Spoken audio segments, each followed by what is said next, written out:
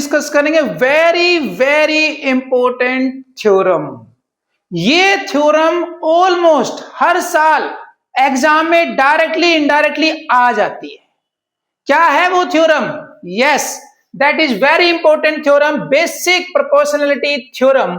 इस थ्योरम का दूसरा नाम भी है, वो है थेल्स थ्योरम। तो एग्जाम में जनरली क्वेश्चन आएगा state and prove basic proportionality theorem, या फिर क्वेश्चन आएगा state and prove Thales theorem. तो यहां कंफ्यूज नहीं होना है, एक ही बात है, थेल्स थ्योरम कह दे या फिर बेसिक प्रोपोर्शनलिटी थ्योरम कह दे। नोट करने की बात यह है कि वो बोलता है स्टेट एंड प्रूव, तो आपको स्टेटमेंट भी खुद दे के आनी है, तो इसकी स्टेटमेंट को आप लर्न कर लें। स्टेटमेंट है हमारे पास, if a line is drawn parallel to one side of a triangle to intersect other two side in distinct point, the other two sides are divided by the same ratio. सबसे पहले आप एक triangle ले लो। देखो ये मेरे पास एक triangle है और मैंने इसका नाम रख लिया है ए बी सी। लो जी, ए बी सी ट्रायंगल आ गया।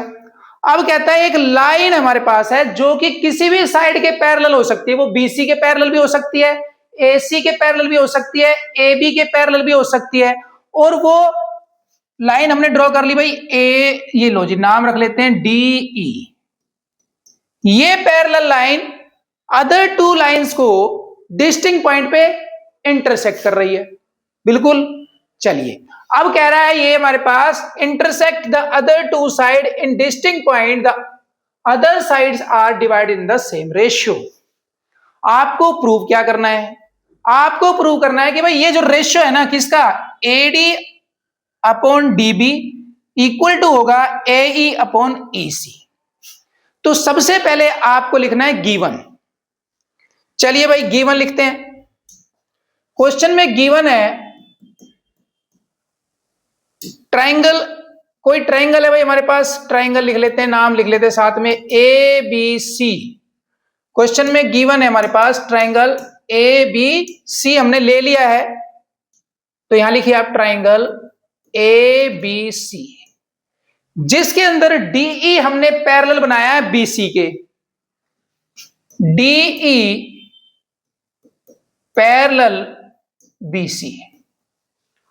अब भाई प्रूव क्या करना है वो लिखें, हमने प्रूव करना है, यहां लिखिए टू प्रूव, प्रूव करना है कि भाई ये रेशियो है ना AD upon DB, AD upon DB equals to AE upon BC. ये हमने प्रूव करना है। अब प्रूफ से पहले इसके अंदर बनती है कंस्ट्रक्शन। देखो जब हमारे पास कोई थ्योरम होती है ना तो उसमें हमें कुछ पॉइंट याद करने पड़ते हैं, ये हमारी मजबूरी है। अब मुझे अचानक से तो पता चलेगा नहीं ना कि भाई इसमें ऐसा करो वैसा करो, तो ये तो ऑलरेडी कोई साइंटिस्ट काम कर चुका है, हमें तो सिर्फ उसको लर्न करना है और उसको समझना है। तो कंस्ट्रक्शन कर लेते हैं भाई, यहां पर हम यहां लिख देते हैं construction.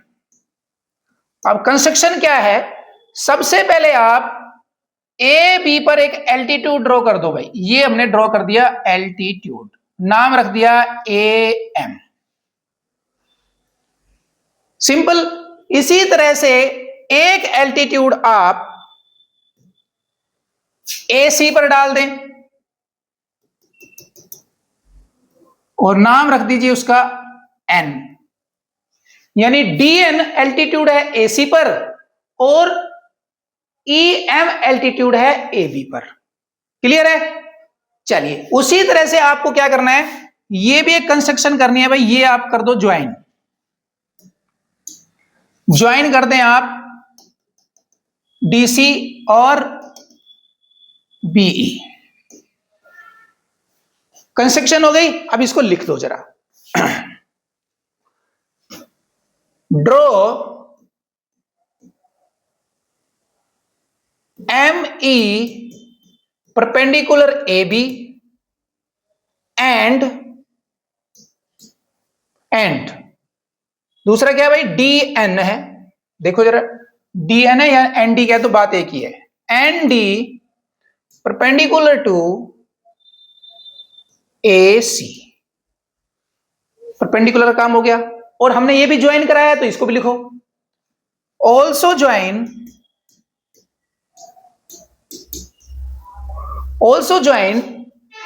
CD and BE।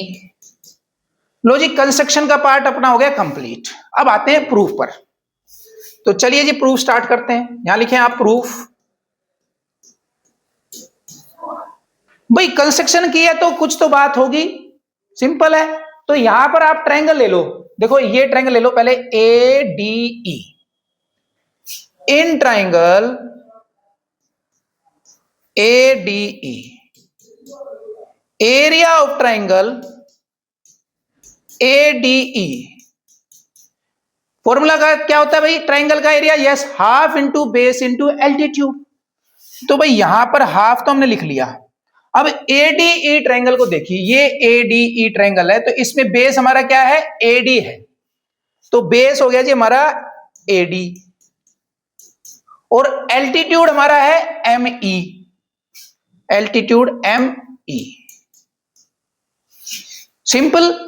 Yes भाई, आपका मन करे तो आप इसको जो है डिवाइड कर सकते हैं, एक नंबर डाल सकते हैं। दूसरी तरफ अब आप ट्रायंगल ले लीजिए यहां पर फिर से। अगर देखिए हम यहां पर ट्रायंगल ले लें BDE, also area of triangle BDE क्या हो जाएगा भाई? Half into base. अब आप BDE ट्रायंगल में देखो, बेस क्या है भाई हमारा? BD है,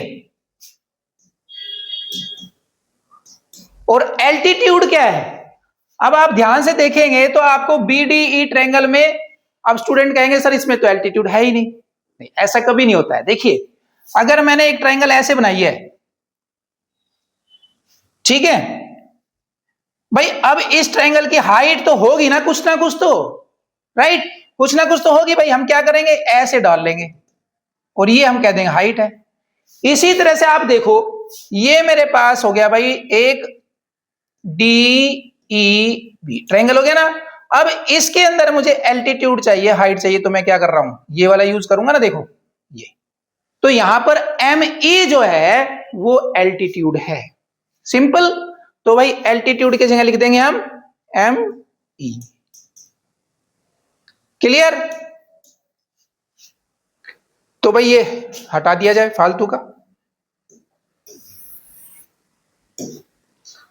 अब आप यहां से देखिए, अगर मैं एरिया ऑफ ट्रायंगल ADE को डिवाइड कर दूं एरिया ऑफ ट्रायंगल BDE तो क्या आएगा? नाउ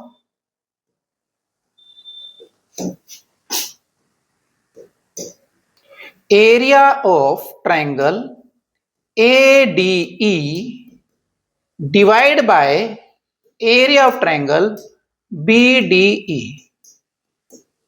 तो भाई ये मेरे पास है हाफ AD, और इनटू में है भाई ME। इसी तरह से यहां पर है मेरे पास हाफ BD इंटू ME। और भाई जो कैंसिल हो रहा है ना उसको तो फटाफट आप कर दो कैंसिल। देखो हाफ से हाफ कैंसिल हो गया, और ME से ME कैंसिल हो गया। तो मेरे पास आ गया एरिया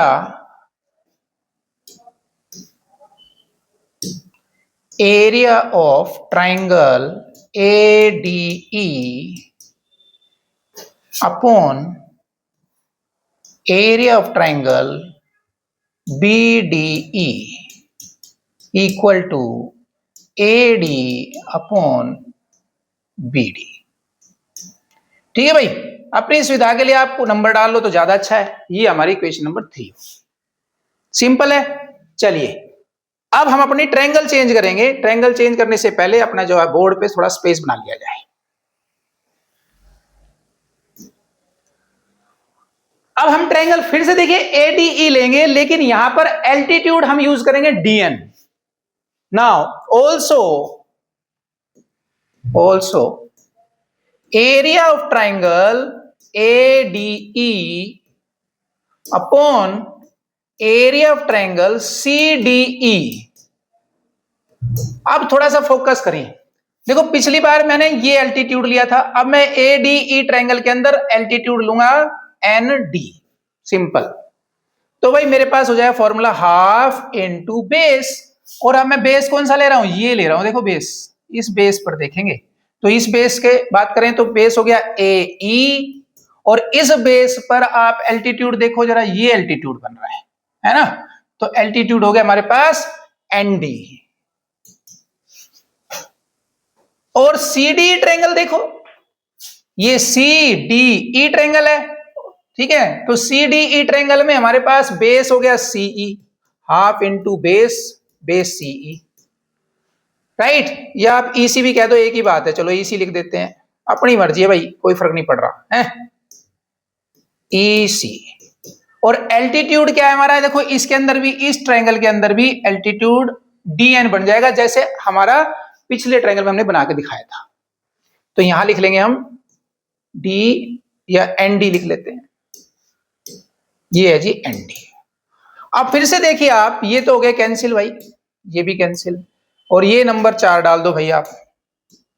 कितना आ गया भाई, ये आ गया हमारे पास area of triangle ADE upon area of triangle CDE equal to AE upon EC। Number 4 हो गई। अब अगर आप ध्यान से देखेंगे तो यहां पर भी हमारे पास ट्रायंगल AD है, और यहां पर भी ट्रायंगल AD है, लेकिन यहां पर CDE है और यहां पर BDE है। तो मैं चाहता हूं इन दोनों को इक्वेट कर दूं, और इक्वेट करने के लिए मुझे क्या करना है भाई, या तो मैं ये साइड इक्वल बना दूं, ठीक है, ये AD अपॉन BD है तो CD बना दूं, या CD को BD बना दूं, तो मेरी बात बन सकती है। तो जरा ध्यान से देखिए, 9th क्लास में हमने एक थ्योरम पढ़ी थी। क्या थ्योरम थी भाई, जब हमारे पास अगर पैरेलल लाइन के बीच में कोई भी ट्रायंगल आ जाते हैं, पैरेलल लाइन के बीच में ट्रायंगल आ जाते हैं और सेम बेस पे होते हैं, तो उनका एरिया इक्वल होता है।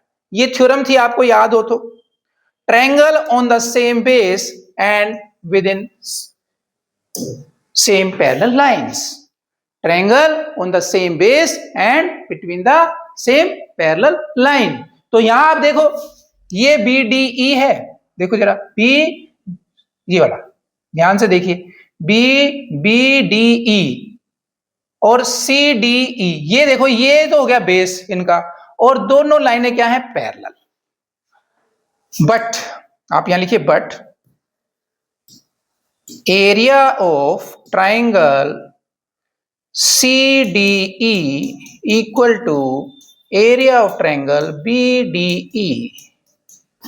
क्यों है भाई, ये जरूर बताना होता है, ठीक है। इसको नंबर डाल देते हैं 5। क्यों है, ब्रैकेट में लिखें, triangles on same base and between two parallel lines.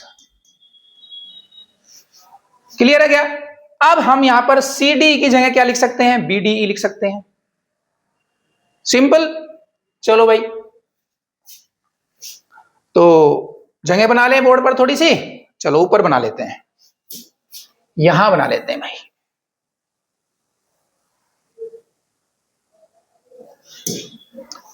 Now from equation 4 and 5, 4 and 5, from equation 4 and 5, भाई 4 और 5 से देखो जरा, हमारे पास यहां पर हम CD की जगह क्या लिख सकते हैं, BD। तो ये हो जाएगा area of triangle ADE upon area of triangle BDE, and that is equal to AE upon EC। Number, कई सारे नंबर हो गए, कोई फर्क पड़ता है, बुक में देखोगे तो 1-2 ही नंबर डाल रखे हैं, बट नंबर से आपको क्वेश्चन क्लियर हो जाता है, इसलिए ज्यादा नंबर डाले गए हैं। क्लियर हो गई भाई इक्वेशन। अब आप देखो इक्वेशन नंबर 6 का लेफ्ट साइड जो है वो है एरिया ऑफ ट्रायंगल ADE और एरिया ऑफ ट्रायंगल BD। यहां पर देखो आप, यहां भी ऐसा ही है, एरिया ऑफ ट्रायंगल ADE और एरिया ऑफ ट्रायंगल BD। तो चलिए भाई कर देते हैं इक्वेशन नंबर 6 और 3 को कंपेयर। उससे पहले थोड़ा सा स्पेस बनाया जाए। फ्रॉम इक्वेशन 3 and 6 हमारे पास आ जाएगा। देखो यहां से हम लिख लेंगे, वहां से AD बाय BD हो जाएगा हमारे पास इसकी value, and this is equal to AE by EC। और भाई यही हमें प्रूव करना था, AD by DB equal to AE by EC। तो we can say hence prove. अब ये तो हो गया डायरेक्ट एक रिजल्ट जो कि थेल्स थ्योरम ने या बीपीटी थ्योरम ने, बेसिक प्रोपोर्शनलिटी थ्योरम ने दिया। अब इससे और भी रिजल्ट निकाले जा सकते हैं। मैं आपको उनमें से एक रिजल्ट अभी बता देता हूं। अब ये समझो कि भाई अगर मैं दोनों तरफ जो है यहां पर 1 ऐड कर दूं तो क्या होगा भाई। ठीक है, कंटिन्यू करता हूं। स्टेटमेंट यहां तक खत्म हो जाता है। क्वेश्चन जो आपसे पूछा गया था, state and prove BPT basic proportionality theorem, वो यहां कंप्लीट हो जाता है। तो मिलते हैं अगली क्लास में, same time same place same channel.